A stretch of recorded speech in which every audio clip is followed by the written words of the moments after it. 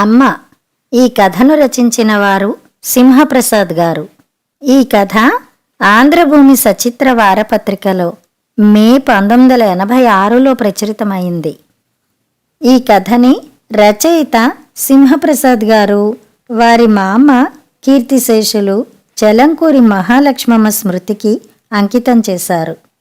తల్లి ప్రేమ లాంటి వెన్నెల్లో డాబా మీద బొంతపరుచుకుని మహాలక్ష్మమ్మ గారు ఒకంత నడుం వాల్చారో లేదో బామ్మా బామ్మా అంటూ పరిగెత్తుకొచ్చారు మనవళ్ళు రాజు, సుభాష్, మనవరాలు ఆరతీను.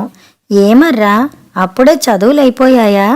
ఓ అని రాజు తలూపితే హోంవర్క్ కూడా చేసేసుకున్నాంగా అంది హారతి.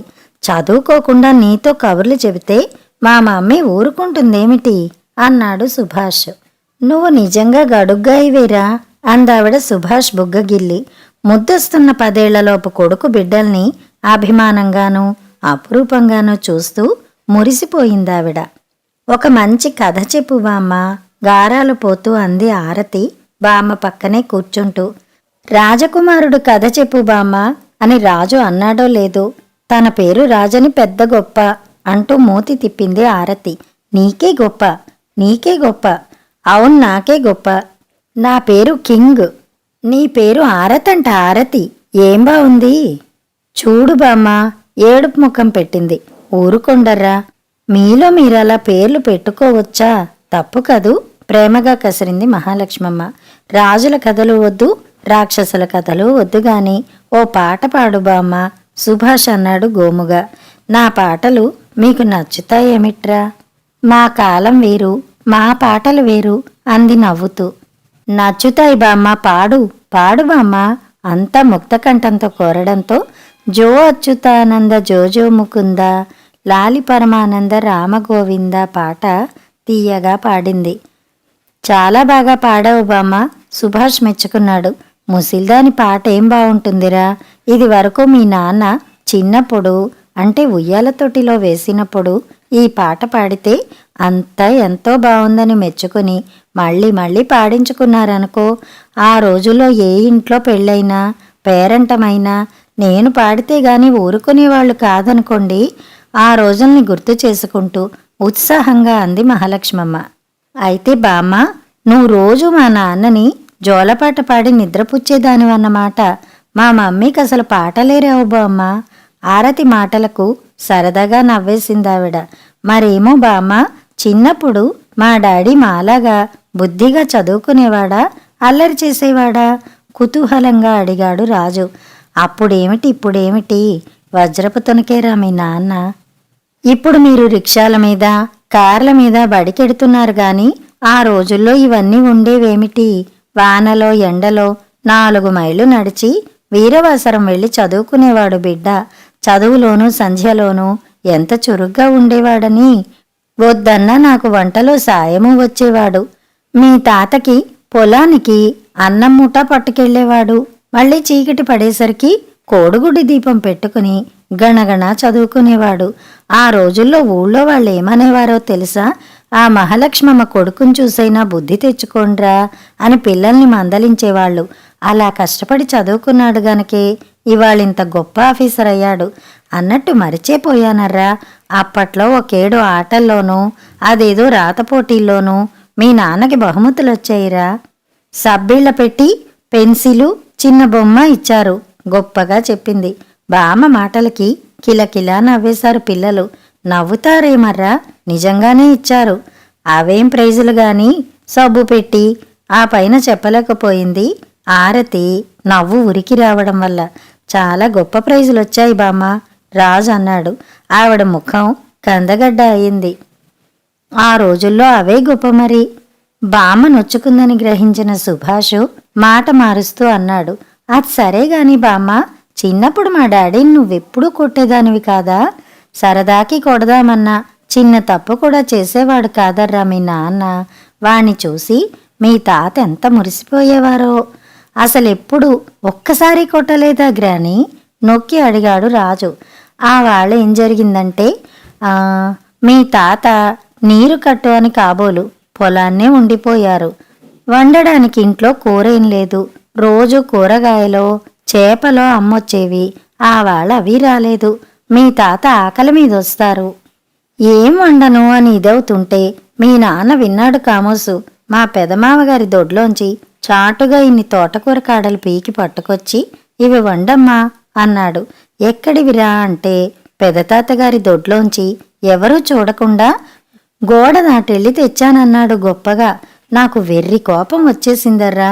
కలలో కూడా చేయి జాడించి ఎరగని దాన్ని ఆవాళ 4 బాదేశాను. ఇంకెప్పుడు చెయ్యనన్నా విడిచిపెట్టకుండా వాడి రెక్క పట్టుకుని పెదమామగారింటికి తీసుకెళ్ళి వాడి చేత తోటకూర కాడలు ఇప్పించాను. పోనీలే, చిన్నపిల్లాడు, తెలిసి తెలియకేదో చేశాడని మా పెదమామగారు సమర్థించినా నేను ఒప్పుకోలేదు. ఇలాంటి చిన్న చిన్న దొంగ పనులే పెద్ద అవుతాయని వాళ్ల ముందే లెంపలేసుకోమన్నాను. ఆగిందావిడ ఊపిరి పీల్చుకోవడానికి కాబోలు. మా తాతయ్య నిన్నేమీ అనలేదా బామ్మ? ఆ ప్రశ్న వేసిన సుభాష్ వంక ముసిముసిగా నవ్వుతూ చూసి అంది. చచ్చి ఏ స్వర్గాన ఉన్నారో గాని మీ తాత ఎప్పుడూ నన్నేమీ అనేవారు కాదర్రా. మా డాడీని నువ్వు కొట్టినా ఏమీ అనలేదా? కొంచెం విస్తుపోతూ అడిగాడు రాజు. మీరెరగరు గాని మీ తాత నిప్పులాంటి మనిషిరా. పరుల సొమ్ము విషంతో సమానం అనేవారు. మనది మనం తినాలి గాని ఎవరిదో రావాలి, ఎవరి సొమ్మో తినాలనుకోవడం మహాపాపం అనేవారు. బ్రతికినన్నాళ్ళు ఆ మాట మీదే నిలబడ్డారు మహారాజు. ఒకసారి ఏమైందో తెలుసా? ఏమైంది గిరాని? గబుక్కునంది ఆరతి. అప్పట్లో మీ తాత తాయారమ్మగారని మచ్చిపురి బ్రాహ్మల పొలం పాలుకి చేసేవారు.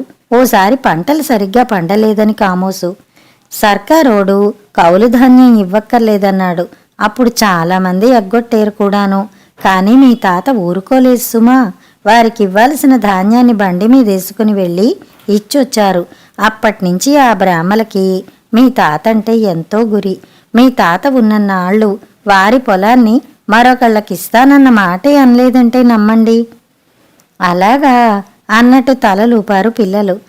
ఆరతి ఆవులించడం చూసి నిద్రొస్తోందా? పడుకోండిక అందావిడ. నిద్ర రావడం లేదు గ్రాని. ఇంకా చెప్పు, నువ్వు చెప్పే కబుర్లెంతో బావుంటాయి అంది ఆరతి. చిన్నగా నవ్వి అంది. ఏం చెప్పనర్రా, ఆ రోజుల్లో కూటి కోసం మంచి కోసం ప్రాణాలివ్వడానికి సిద్ధపడేవారనుకో. ఇప్పుడేముంది, పిదపకాలమో పిదబుద్ధులును. మా తాత గురించి చెప్పు బామ్మ సుభాష్ అన్నాడు బామ్మ చెయ్యి పట్టుకుని కుదుపుతూ. మనవడి వంక సంబరంగా చూసి అంది. ఆ మహారాజు గురించేం చెప్పనర్రా. ఆయనకేం, ఆయన దారి ఆయన చూసుకున్నాడు. నన్నొదిలేసి. ఆమె కంఠం రుద్ధమైంది. సన్నగా వణికింది కూడా. ఊరుకో బామ్మ కోముగా అన్నారు. ఆయన్ని మీలో చూసుకుంటూ ఏదో బండి లాగించేస్తూ భగవంతుడు నన్నెప్పుడు పిలుస్తాడా అని ఎదురు చూస్తున్నాను. అలా మాట్లాడకు బామ్మ ప్లీజ్. అలాగే లేరా, అప్పుడే ఎక్కడ పోతాన్రా? మీ పెళ్ళిళ్ళు చూశాకే పోతాను. కొడుకు ఐశ్వర్యము, మనవల పెళ్ళిళ్ళు చూడటానికి ఆయన ఎలాగూ నోచుకోలేకపోయారు. నేనైనా చూస్తానులేరా. ఇలాగైనా స్వర్గంలో ఉన్న మీ తాత సంతోషించని. ఇంక పడుకుండర్రా, చాలా పొద్దుపోయింది పక్క మీద కొరుగుతూ అంది మహాలక్ష్మమ్మ. గత కాలపు జ్ఞాపకాలు చాలాసేపటి వరకు ఆవిడ్ని నిద్రపోనివ్వలేదు. ఏవండి, ఏవండోయ్, ఎవరు అంటూ బయటకొచ్చిన శ్యామల గుమ్మం ముందు నిలబడ్డ పల్లెటూరతన్ని చూసి ఎందుకు అని అడిగింది. తమరు సుబ్బారాయుడు గారి కోడలు కదండి? అవును, ఏ? మాది మల్లవరమేనండి. తమరు నన్ను ఎరుగరు గాని అయ్యగారిని గాని అమ్మగారిని గాని పిలవండి. రావుడొచ్చాడని చెప్పండి సానా. లోపలికెళ్ళి అత్తగారితో చెప్పడం ఆలస్యం. రావుడొచ్చాడా?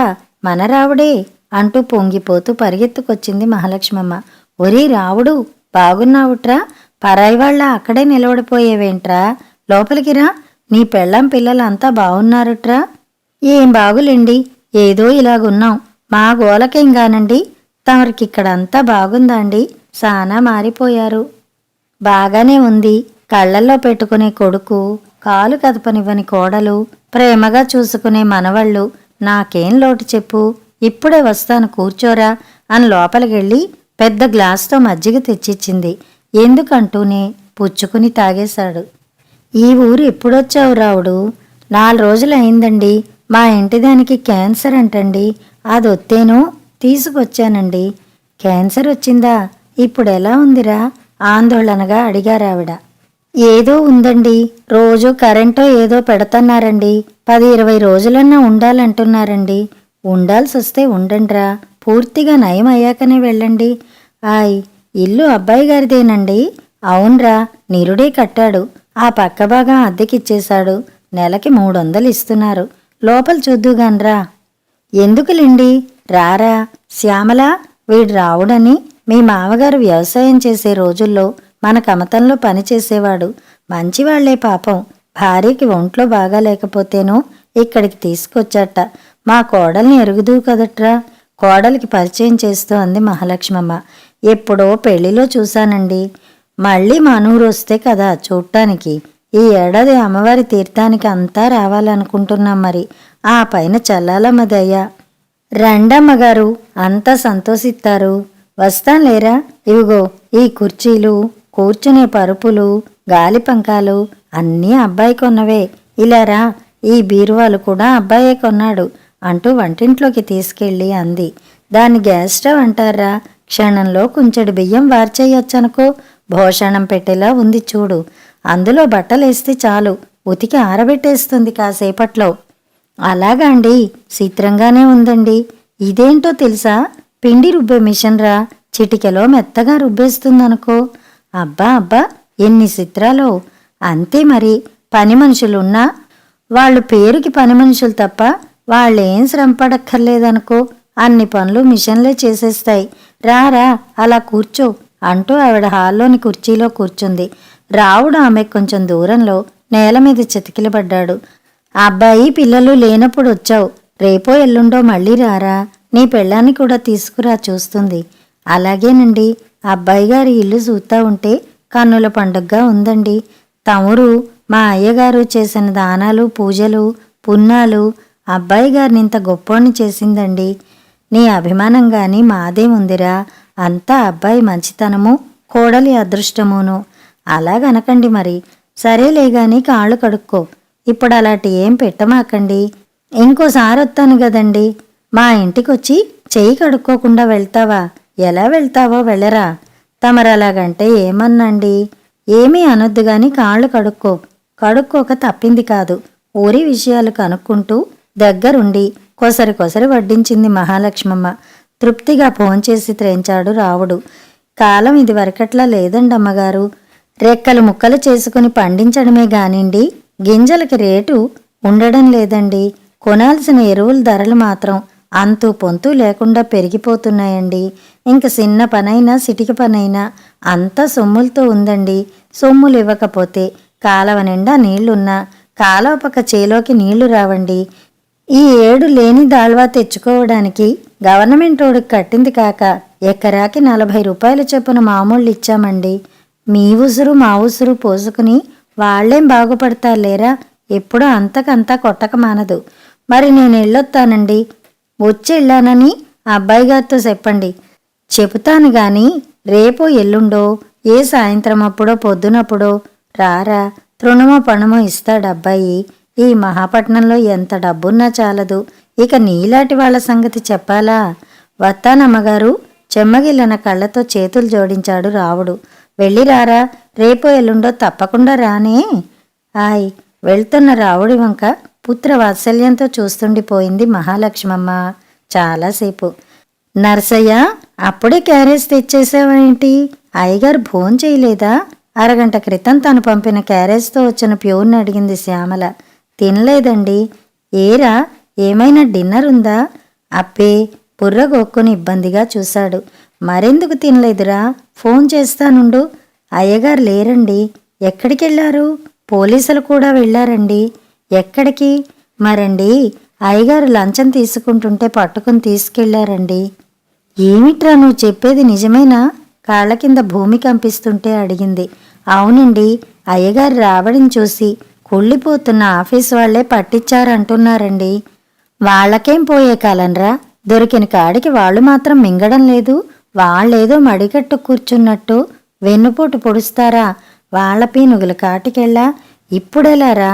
నాకు ఒకటే వణుకు దడ వస్తోంది. అయ్యగారు ప్లేడర్ గారిని పిలిచి వారితో కలిసి వెళ్లారండి.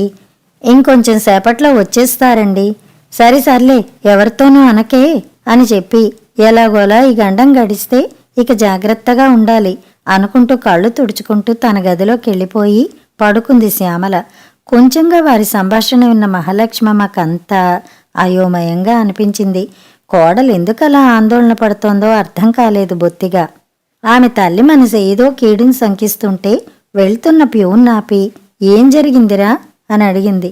ఏం లేదని తప్పించుకో చూశాడు గాని ఆమె వదలకపోయేసరికి చెప్పక తప్పలేదు వాడికి. శాంతం వినకుండానే తాడెత్తున లేచిందావిడ. మా అబ్బాయి లంచం తీసుకున్నాడా? ఎవడ్రా అలా కూసింది? వాడి నోట్లో పురుగులు పడా? ఒరే, మాది నిప్పులాంటి వంశంరా.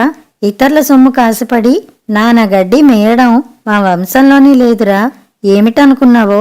ఒళ్ళు దగ్గర పెట్టుకుని మసలు, లేకపోతే అబ్బాయితో చెప్పి నీ ఉద్యోగం పీకే ఇస్తాను. ఆ మాటలకి వాడికి కోపం వచ్చింది. ఓ ముసల్ది ఆఫీసర్ల గుట్టుమట్లు జీర్ణించుకున్న తనని గడ్డి పరకలా తీసిపారేస్తుందా అనుకున్నాడు. ముందు మీ అబ్బాయి గారి ఉద్యోగం ఊడిపోకుండా చూసుకోండి. మా ఇరిగేషన్ డిపార్ట్మెంట్లో ఇంజనీర్ అయిన మీ అబ్బాయికి అన్నిటా పెద్దవాట అని మీకు తెలియకపోతే తెలుసుకోండి గాని అనవసరంగా నోరు పారేసుకోవద్దు. దాళ్వా లేని పొలాల్లో దాళ్వా పండించుకొనిస్తున్నందుకు గాను రైతుల దగ్గర నుంచి మామూలు వసూలు చేసి అయ్యగారికి పెద్దవాట ఇస్తుంటేనే పట్టుకున్నారివాళ. మాన్పడిపోయింది మహాలక్ష్మమ్మ. రైతు కడుపున పుట్టిన తన బిడ్డ రైతు కడుపు కొట్టి తన ఇల్లు నింపుకుంటున్నాడా? ఎంత దారుణం! ఆవిడ బాణం దెబ్బతిన్న పక్షిలా విలవిల్లాడుతుంటే నరసయ్య, ముసలమ్మగారు మీకు తెలుసో లేదో ఈ ఇల్లు లంచాలతో కట్టిందే. ఇంట్లోని సరుకుల్లో చాలా వరకు లంచాలుగా వచ్చినవే. ఈ సంగతి మీకు తెలీదేమో గాని ఊరందరికీ తెలుసండి అనేసి విసురుగా వెళ్ళిపోయాడు. అవాక్కైపోయిందావిడ. చెప్పలేనంత నీరసం ఆవహించడంతో వీధి అరుగు మీదే కూలబడిపోయింది. నిస్త్రాణగా గుండెల్లోంచి గుబులు గుబులుగా దుఃఖం పొంగి వస్తుంటే పిచ్చిదాన్లా వీధిలోకి చూస్తుండిపోయింది. కొంచెం సేపటికి జీపు వచ్చి ఆగింది ఇంటి ముందు. అందులోంచి విశ్వనాథం దిగాడు. అతడి మొహం నల్లగా ఉంది, రక్తహీనంగా ఉంది. విషాదమూర్తిలా కూర్చునున్న తల్లిని చూసి ఉలిక్కిపడ్డాడు. అప్పుడెప్పుడో చిన్నప్పుడు తోటకూర కాడలు దొంగిలించినప్పుడు తల్లి చేసిన రాద్ధాంతం గుర్తొచ్చింది. తలోంచుకుని లోపలికెళ్ళిపోయాడు. అతనిలో పశ్చాత్తాపం రగిలింది. కొన్ని క్షణాలే అయినా కొడుకు వాలకాన్ని బట్టి తను విన్నదంతా నిజమే అనిపించింది మహాలక్ష్మమ్మకి. కాని కొడుకు ఇంతలా దిగజారుతాడంటే ఇంకా పూర్తిగా నమ్మకం చిక్కక మెల్లగా లేచి గద్దెగ్గరికెళ్ళింది. అబ్బాయి, నీ విన్నది నిజమేనట్రా? ఆమె గొంతు కంపిస్తుంటే కళ్ళు కన్నీళ్లతో నిండిపోతుంటే అడిగింది. ఎవరూ మాట్లాడలేదు. మళ్ళీ అడిగిందామె. ఈ గొడవ నుంచి బయటపడ్డం ఎలారా దేవుడా అని మేమిదవుతుంటే మధ్యన మీ గొడవేమిటి? వెళ్ళి మీ పని చూసుకోండి. కోడలు కసిరినందుకు బాధగా అనిపించలేదు గాని తన అన్న మాటల్ని వాళ్లు ఖండించనందుకు తల్లడిల్లిపోయింది. వాడు కూసిందంతా నిజమేనన్నమాట. గొణుక్కుంటూ కళ్ళు తుడుచుకుంటూ పెరటివైపెళ్ళింది. పని మనిషి గోడ దగ్గర నిలబడి పక్కింటావిడితో ఏదో చెప్పి నవ్వుతోంది. మహాలక్ష్మమ్మ ప్రాణం విలవిల్లాడింది. అయితే వార్తప్పుడే చెవులు మారుతోందన్నమాట. రేపటికి ఊరందరికీ తెలిసిపోతుంది. ఎల్లుండి తన ఊరి వాళ్ళకి తెలిసిపోతుంది. అంతా పలానా మహాలక్ష్మమ్మ కొడుకు అవినీతిపరుడంటూ పగలబడి నవ్వుతారు. ఫలానా సుబ్బారాయుడి కడుపున చెడపుట్టాడంటూ నిందిస్తారు. అవి తను వినగలదా? విని భరించగలదా? భగవంతుడా, ఈ వయసులో ఎలాంటి కష్టం తెచ్చిపెట్టావయ్యా. కాలుగాలిన పిల్లిలా కలతిరుగుతుంటే గుడ్ ఈవినింగ్ బామ్మ అంటూ వచ్చారు కాన్వెంట్ నుంచి మనవలు మనవరాలు. రోజులా వాళ్లతో సరదాగా మాట్లాడలేకపోయింది. బామ్మ మూడు మారిపోయిందేమిటి అనుకుంటూ లోపలికెళ్ళి బోర్నవిటా తాగి ఆటలకెళ్ళిపోయారు క్రికెట్ బ్యాట్లు పట్టుకుని. పిచ్చిదాన్లా అటూ ఇటూ తిరుగుతూ వంటింట్లోకెళ్ళింది Mahalakshmamma. Gas stove, washing machine, mixie తనను చూసి నవ్వుతున్నట్టు అనిపించి హాల్లోకొచ్చేసింది. కుర్చీలు, సోఫాలు, ఇంటి గోడలు, కప్పు అన్నీ పగలబడి నవ్వుతున్నట్టుగా అనిపించింది. ఇవన్నీ కొందరి నోళ్లు కొట్టి వాళ్ల ఉసురు పోసుకుని కొన్నవే అనిపించేసరికి ఆమెకెంతో కంపరంగా అనిపించింది. ఒళ్ళంతా తేళ్లు జెర్రులు పాకుతున్నట్టు అనిపించి నేల మీద కూలపడి అరచేతుల్లో మొహం దాచుకుని బావురు మంది. తలెత్తి చూసిన విశ్వనాథం, అతడి భార్య గుమ్మంలో నిలబడి ఉన్న మహాలక్ష్మమ్మని, ఆమె చేతిలో ఉన్న పాత ట్రంకు పెట్టెని చూసి మాన్పడిపోయారు. నేను వెళ్తున్నాన్రా. ఎక్కడికమ్మా? బాధగా అడిగాడు విశ్వనాథం తల్లి కళ్ళలోకి సూటిగా చూడలేక తలదించుకుంటూ. మన ఊరికిరా. ఇక్కడుండి పరమాన్నాలు తినే కన్నా మన ఊళ్ళో కలో గంజో తాగితే ప్రాణానికి ఎంతో హాయిగా శాంతిగా ఉంటుందిరా. ఇప్పుడేం జరగకూడంది జరిగిందని ఆ పల్లెటూరు పోతానంటున్నారు? నిరసనగా చూస్తూ విసురుగా అంది కోడలు. ఏమీ జరగనట్టే మీకు అనిపించవచ్చు, కానీ నాకిక్కడ ఊపిరాడడం లేదురా. నీ ఇల్లు, నీ వస్తువులు నన్ను చూసి నవ్వుతున్నాయిరా. ఇన్నాళ్ళు కళ్ళు మూసుకునిక్కడ పడుండి పాపిష్టికోడి తిన్నందుకు నా ఒళ్ళు దహించుకుపోతోందిరా. ఒరే అబ్బాయి, పేగు తెంచుకుని నువ్వు పుట్టినప్పుడు కూడా నేనింత నరకం అనుభవించలేదురా. కానీ ఇలాంటి వాడికి జన్మనిచ్చానే, ఇలాంటి వాడికి పాలిచ్చి పెంచానే అని ఇవాళ కుళ్ళిపోతున్నాన్రా. సిగ్గుతో చితికిపోతున్నాను. ఆమె కళ్ళ నుండి కన్నీళ్లు జలజలా రాలాయి. విశ్వనాథం శిరస్సు మరింత కృంగిపోయింది. శ్యామల మాత్రం ఊరుకోలేదు. మీరెక్కడో పాతకాలం మనిషి గనక అలా అనిపిస్తోంది గాని ఈ రోజుల్లో ఇదంతా మామూలే. పెద్ద పెద్ద వాళ్ల నుంచి చిన్న చిన్న వాళ్లదాకా అంతా చేస్తున్న పని ఇది అన్నది. అందుకు వాళ్ళ తల్లులు తండ్రులు పొంగిపోతున్నారో కుంగిపోతున్నారో నాకు తెలియదు గాని నేను మాత్రం దుఃఖంతో బాధతో సుళ్ళు తిరుగుతున్నానమ్మా. అవును, నేను పాతకాలం మనిషినే. ఈ మాయలు మోసాలు తెలియనిదాన్నే. కానొక్క సంగతిరా అబ్బాయి, ఏ తల్లైనా ఏ తండ్రైనా తమ బిడ్డలు స్వశక్తితో స్వయం కృషితో పైకొస్తే ఎంతో సంతోషిస్తారు. వాళ్ళు నలుగురికి సాయపడితే మరింత ఆనందిస్తారు. వాళ్ళని 10 మంది పొగిడితే పొంగిపోతారు. కానీ అంతా తిట్టుకుంటుంటే లంచగొండి అని నవ్వుతుంటే ఆ నరకం భరించలేరురా. అంతకంటే కడుపుకోతే మేలురా. వస్తాను. నా అంత ఆయన నీకు నేను చెప్పదగ్గదాన్ని కాదుగాని చిన్నప్పటి తోటకూర కాడల సంగతోసారి గుర్తు చేసుకుని లెంపలేసుకోరా.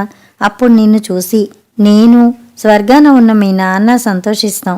దీవిస్తాన్రా. లేదంటావు ఇదో పిచ్చిదనుకుని మర్చిపోరా. వస్తాన్రా.